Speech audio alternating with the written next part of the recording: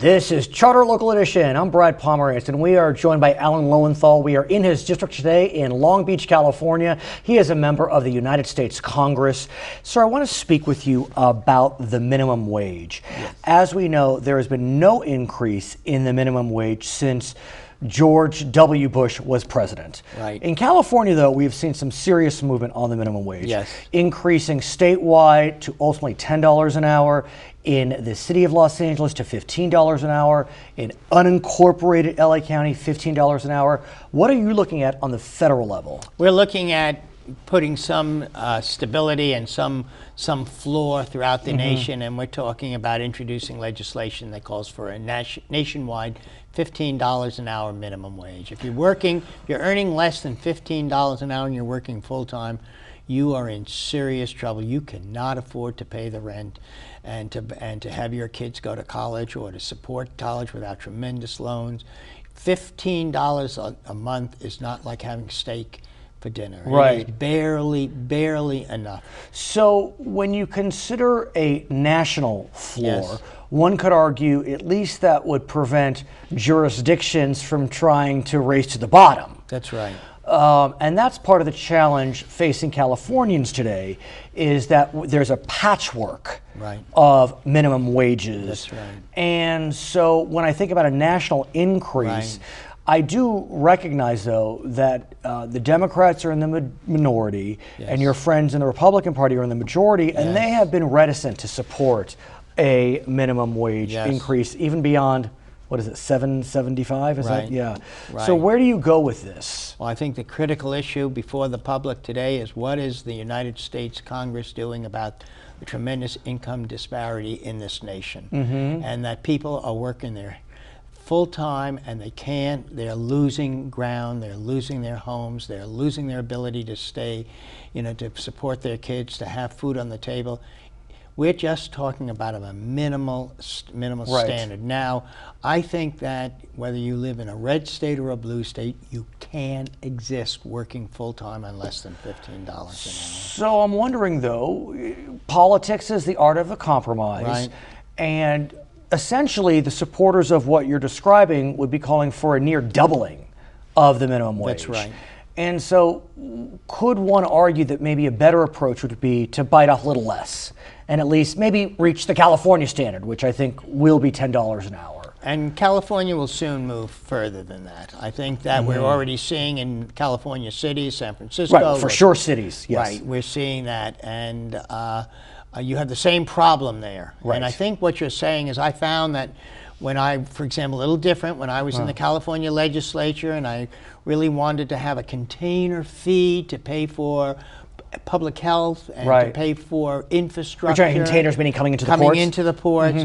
I was told you've got to do it at a national level. You will put one state at a disadvantage. And the same thing here. We're talking about not putting one state at a disadvantage over another or one at an advantage. We're saying we should have that debate to say what should be the national floor. And so when does the debate begin? Begins right now on TV. That's why we're Here talking we are. about it. The debate has begun. I want to talk about another proposal that you have been espousing that arguably is trying to eliminate that disparity between states. Right. And that deals with how states draw political boundaries.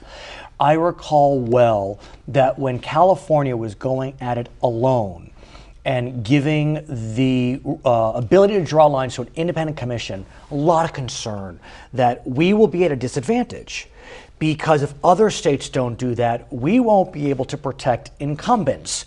And because Congress is a body of seniority, as distasteful as protecting incumbents may sound, we need to protect California's seniority. It seems as if since the initiatives have passed, the parade of horribles hasn't occurred on that front. Is that fair, sir? That's fair. So where do you go on this question of trying to create a national standard? You know, the Supreme Court recently ruled that initiatives and that are passed by not only by state legislatures but by the direct democracy, by the will of the people, are as correct They're constitutional. and constitutional Right. as those that are drawn by the state legislature. I think that's a direct support for direct democracy. That is support for direct democracy.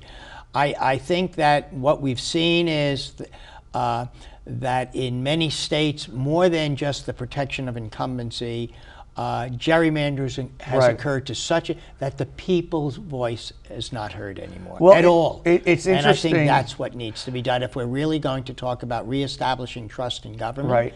That people have to feel that their vote means something and that they have a say over who gets elected or not, because the districts really reflect communities of interest and not the self-interest of elected officials. It's interesting you mentioned that. I remember reading a statistic that in 2012, Barack Obama won the presidency, and if you added up all the votes for the Democrats for the House of Representatives and all the votes for the Republicans, the Democrats got more votes.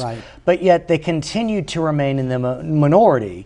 And that is because, as I understand it, the drawing of lines. That's exactly right. That's what's happened. State legislatures have drawn the lines to protect the interests of those state legislatures and not to protect the interests of the public at large. And so where do you go with this one? Because, you know, a bit of irony, Republicans had been big proponents of giving line drawing to independent commissions, especially in California. They felt they had been disadvantaged, but now they're in the driver's seat.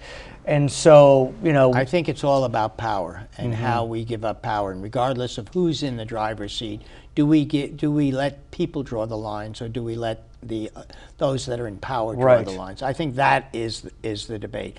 And I think, to go back to that question that you asked me just before about why not start in a more incremental way with $15 an hour, a little closer, and I said, well, we're going to start this discussion right now. That gets everyone's attention.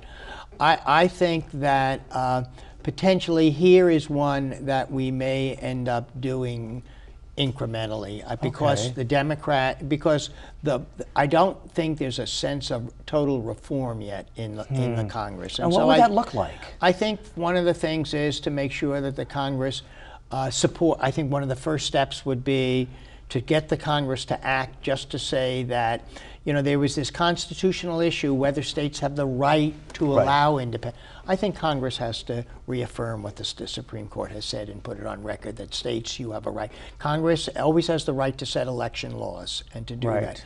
But it must reaffirm what the court said is the intention, and what they believe, and what we wrote in the amicus brief is that the Congress always intended that the states would have more than just the state legislatures. We've asked for the initiative process in different times. We have supported. So are any of now I think that the next step, because we have to build a bipartisan consensus. You're absolutely right. And I was going to ask you that. It's all about, and so the first step might not be, even though I will have a bill again to mandate every state doing Sure, of course.